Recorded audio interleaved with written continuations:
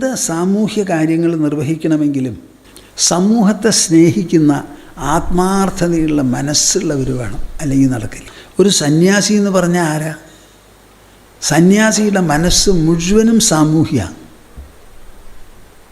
അദ്ദേഹം ജനിച്ച കുടുംബാംഗങ്ങൾ, സ്വന്തം ദേശം, ഇതൊക്കെ വിട്ടിട്ടാണ് ഒരാൾ സന്യസിക്കുന്നത്. ആ സന്യാസിയുടെ മനസ്സിൽ പിന്നെ എന്താ ഉണ്ടാവുക? സ്വജനങ്ങളാരുമില്ല ആ മനസ്സിൽ. പിന്നെ ആരാ? എല്ലാവരും പരജനങ്ങൾ. അങ്ങനെ സ്വാർത്ഥത വിട്ട് പരാർത്ഥനിഷ്ഠരാകുന്നവരാണ് ഈ സന്യാസിമാർ. സർവഭൂതഹിതേ രതാഹ.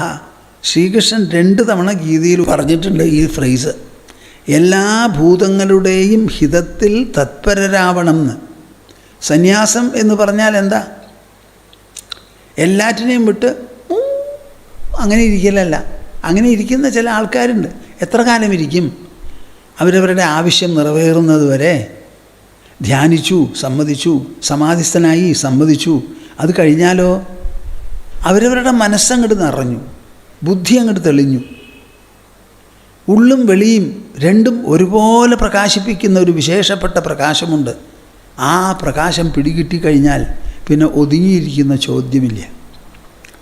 പിന്നെ സൂര്യൻ പ്രകാശിക്കുന്നത് പോലെ ബ്രഹ്മം, ആ ബ്രഹ്മാണ്ടം അങ്ങനെ വികസിച്ച് വരുന്നത് പോലെ ആ വ്യക്തിയുടെ ഉള്ളിൽ നിന്നുള്ള വികാസവും വൃദ്ധിയുമാണ് പിന്നെ ഉണ്ടാവുക.